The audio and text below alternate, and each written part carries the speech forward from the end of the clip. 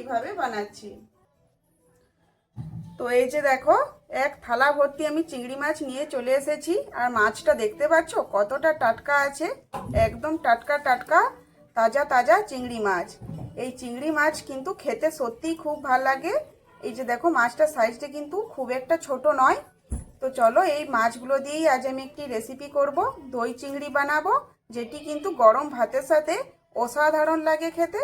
তো চলো রেসিপিটি শুরু করি। আর শুরু করার আগে মাছটা আমি ভালো করে আরেকটু ধুয়ে পরিষ্কার করে নেব। চিংড়ি মাছটা ভালো করে ধুয়ে পরিষ্কার করে নিয়েছি। এবারে নুন হলুদটা মেখে নেব। নুনটা দিয়ে দিলাম।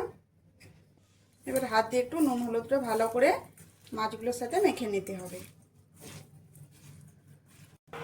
তো এই যে দেখো, তেল গরম হয়ে গেছে। এবার চিংড়ি মাছগুলো দিয়ে দেব।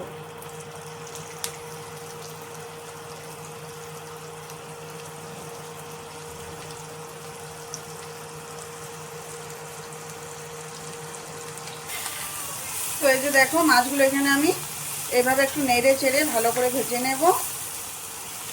এটা কালারটা দেখো একদম চেঞ্জ হয়ে গেছে।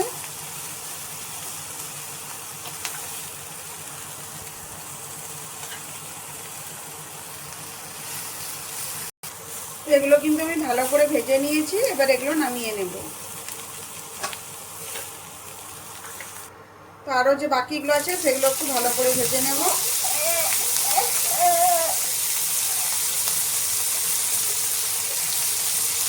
তো বন্ধুরা, আমার রান্নার রেসিপিগুলি তোমাদের যদি ভালো লেগে থাকে তো অবশ্যই আমার চ্যানেলটি সাবস্ক্রাইব করে আমার পাশে থেকো। আর চিংড়ি মাছ তো খেতে আমাদের সকলেরই খুব ভালো লাগে। চিংড়ি মাছ এটা ফেভারিট খাবার। তবে দই চিংড়িটা কিন্তু খেতে খুবই ভালো লাগে। তো পুরো রেসিপিটা তোমরা দেখতে থাকো, আশা করি তোমাদের ভালো লাগবে। তো এই যে এখানে আমি সব চিংড়ি মাছগুলো ভেজে নিয়েছি। এই যে তেল গরম হয়ে গেছে। এবার মাছটা রান্না করার জন্য একটা মশলা বানাবো। তো গরম তেলে দিয়ে দিলাম একটু বড় বড় করে কেটে রাখা পেঁয়াজ,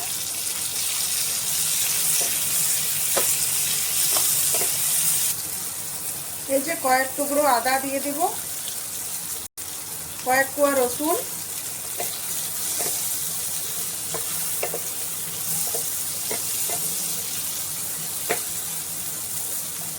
একটা টমেটো বড় বড় করে কেটে রেখেছি দিয়ে দেব,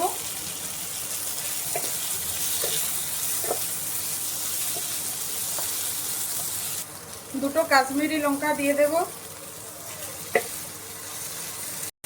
এখানে অল্প নুন দিয়ে দেব।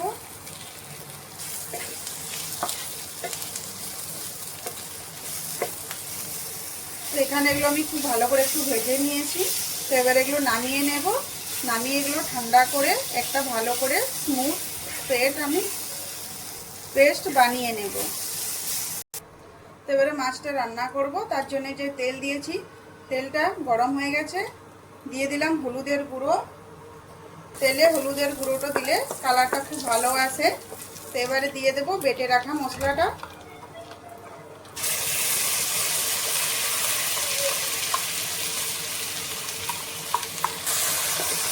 মশলাটা একটু ভালো করে এখানে কষিয়ে নেব। এইভাবে যদি ভেজে মশলাটা বেটে রান্না করা হয় খেতে খুব ভালো লাগে। স্বাদ অনুযায়ী লঙ্কার গুঁড়ো, জিরে গুঁড়ো, ধনে গুঁড়ো, গরম মশলা গুঁড়ো, মশলা ধোয়া জলটা দিয়ে দেব। এবারে এগুলো ভালো করে একটু কষিয়ে নেব।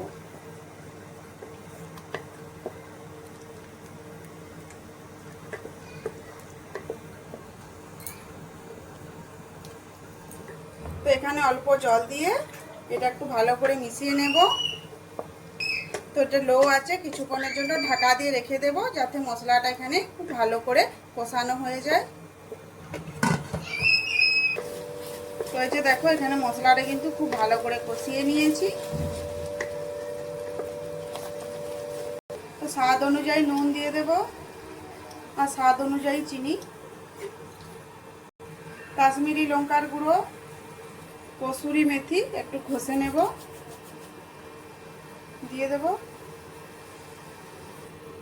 ভালো করে মশলার সাথে একটু মিশিয়ে নেব। কসুরি মেথি যদি দেওয়া হয় দেখবে এটা সেন্টটা খুব সুন্দর হয়, এটা খুব সুন্দর ফ্লেভার আসে। এবারে কিন্তু আঁচটা আমি একদম কম করে দেব। তো এই যে দেখো এখানে টক দই নিয়েছি, টক দইটা আমি খুব ভালো করে ফেটিয়ে নিয়েছি। এবারে মশলার মধ্যে দিয়ে দেব। তো এখানে আমি গ্যাসটা কিন্তু একদম কম করে দিয়েছি, লো আঁচে রাখতে হবে, নাহলে দইটা দেওয়া মাত্রই কিন্তু ফেটে যাবে।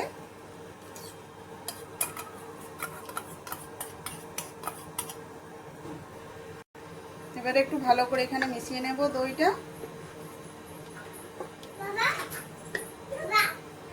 তো এই যে দেখো গ্রেভিটা ফুটে উঠেছে। এবারে এখানে আমি দিয়ে দেবো ভেজে রাখা চিংড়ি মাছ। এবারে চিংড়ি মাছটা ভালো করে মশলার সাথে মিশিয়ে নেব। চিংড়ি মাছটা দিয়ে এইভাবে মশলাটা একটু ভালো করে নাড়াচাড়া করে নেব, যাতে মশলাটা ভিতরে খুব ভালো করে ঢুকে যায়।